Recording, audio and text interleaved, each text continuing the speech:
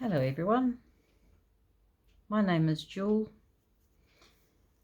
and I have decided to make a video on the art and craft of taniko, which is a traditional Māori weaving technique.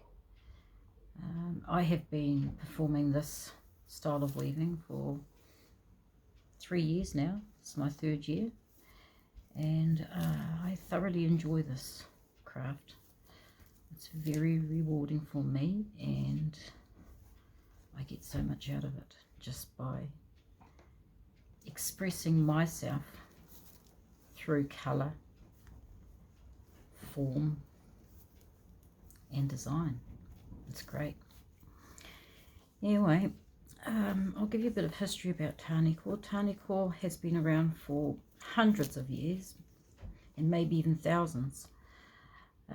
More recently, just prior to European occupation in New Zealand, taniko was found on clothing, and specifically cloaks, or what we would call korowai.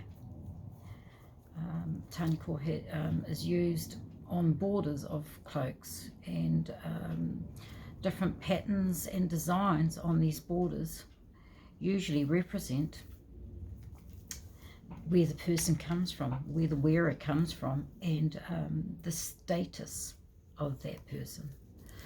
So it has deep cultural value and meaning, the patterns that taniko are responsible for within my cultural history.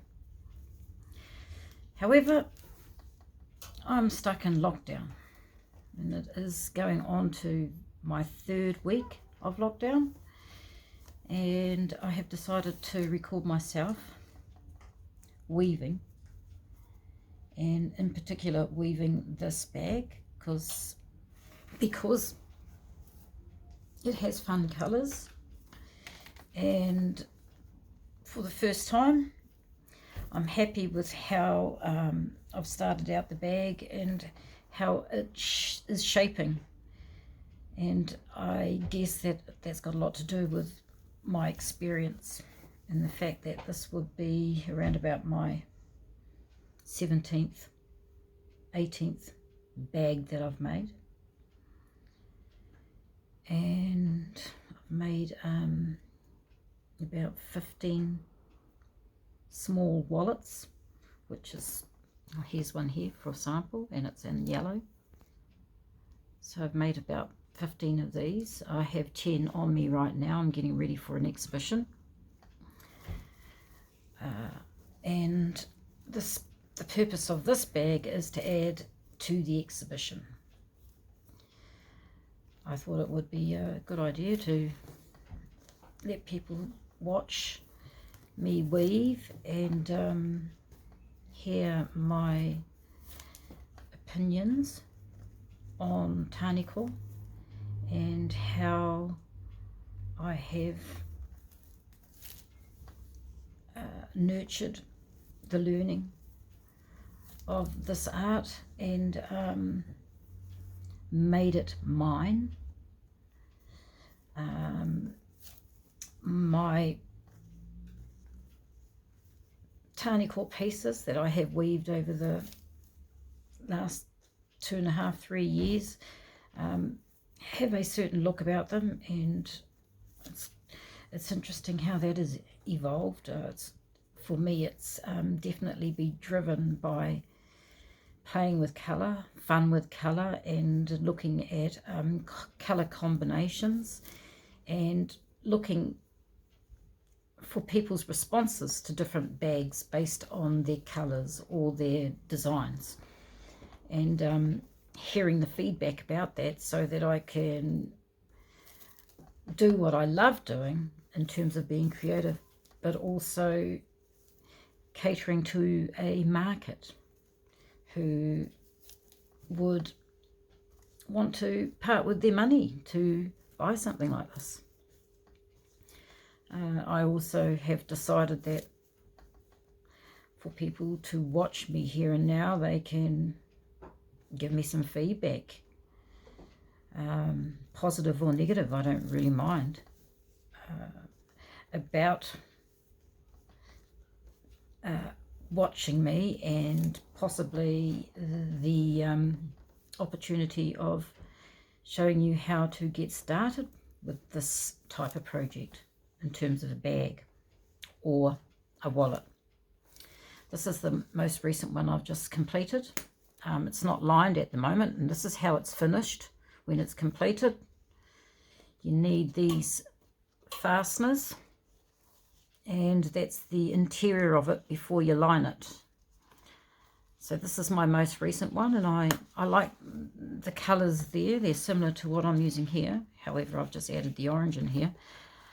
But they're good. They're playful colours. They're colours that catch the eye. So we'll see how that goes.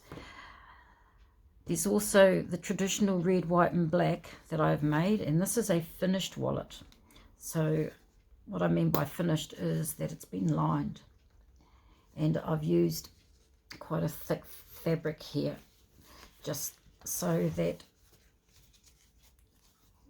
it can tolerate any any hardware with things going in and out, and in particular in this case Visa cards, EFTPOS cards, credit cards. And here's a black one which is not completed yet. It still needs to be lined and trimmed. So and a fastener added to this, and I was just trying a different style here as opposed to these ones where I've added an extra tab to this, and like there and like here it's an extra tab, whereas this is just one tab and it's quite a wide one, and I'm yet to add a fastener to that. I actually like this style better. It's just a little bit more classy, I reckon, a bit more put together, if you know what I mean. So anyway, back to the weaving.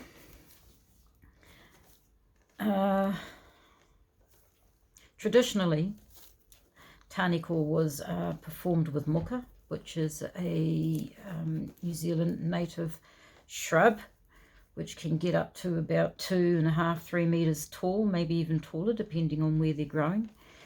And that plant is called harakeke, which is the Māori name for the plant, and the Latin name is Phormium tenax, and the common name is flax, F-L-A-X, or New Zealand flax in this case.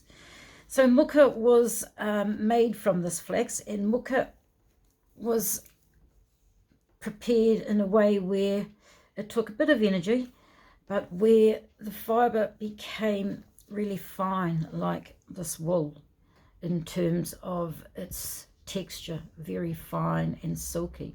So much finer than these threads here, but performs the same way as these threads here, if not even better, in terms of its softness and its effect. So muka was the main fibre used, and muka was used for the whatu and the whenu. You would just have more fibrous strands for the whenu, and you would have more finer strands for the whatu.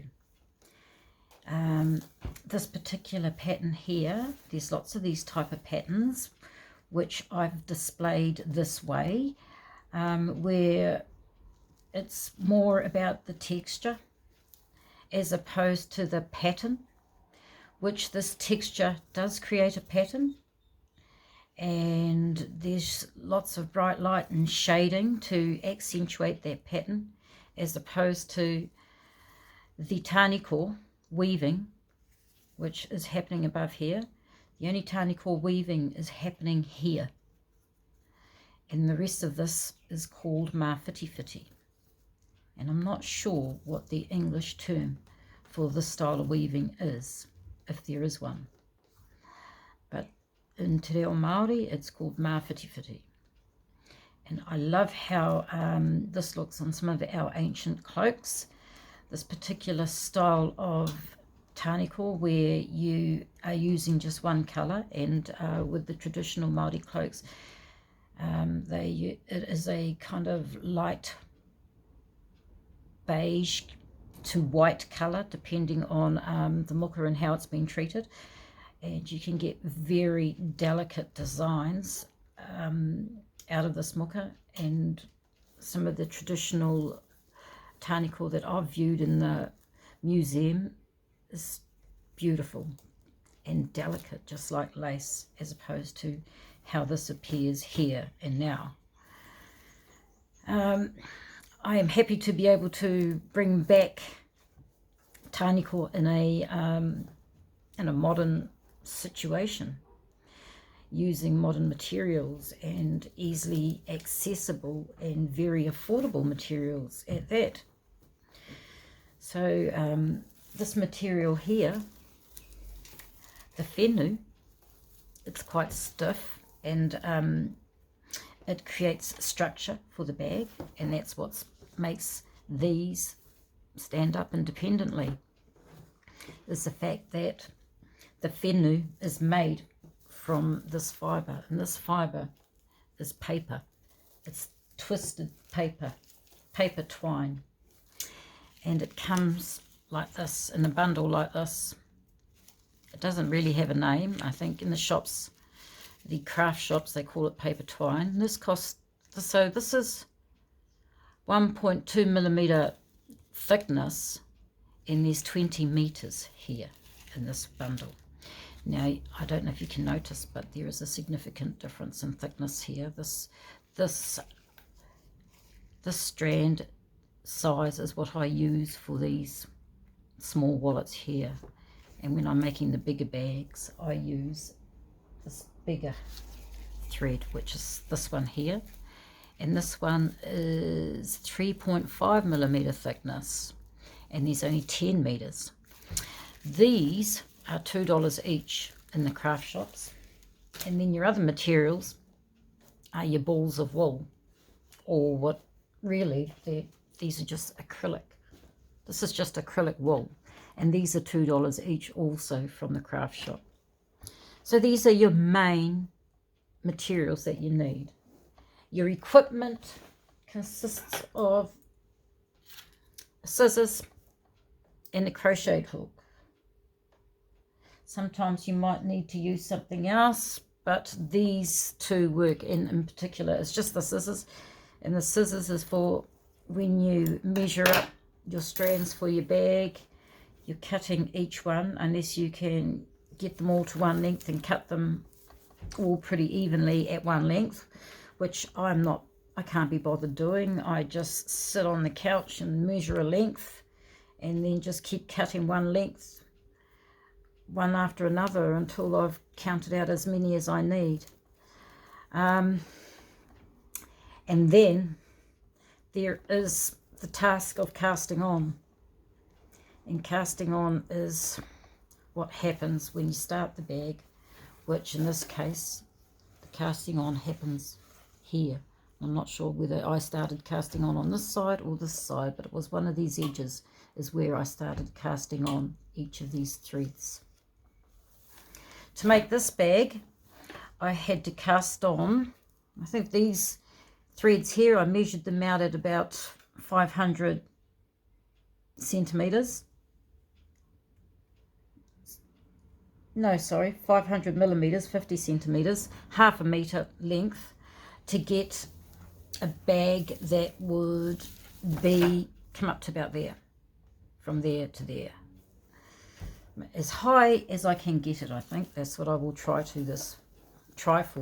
this time, is to get it as high as I can so that it has bigger capacity. And when I attach a handle to it, which I think I will, and I will use one single handle, which will be a long handle to go over the shoulder, so that you can wear this over your body as opposed to holding it in your hands. So this would be the type of bag you would use at a festival or at some kind of summer concert where everybody's in the sun and wearing beautiful clothing and sun soaking. You could wear something quite plain and just have this bag as the feature. And maybe a matching pair of earrings or a hat. But this would be an ideal clothing accessory.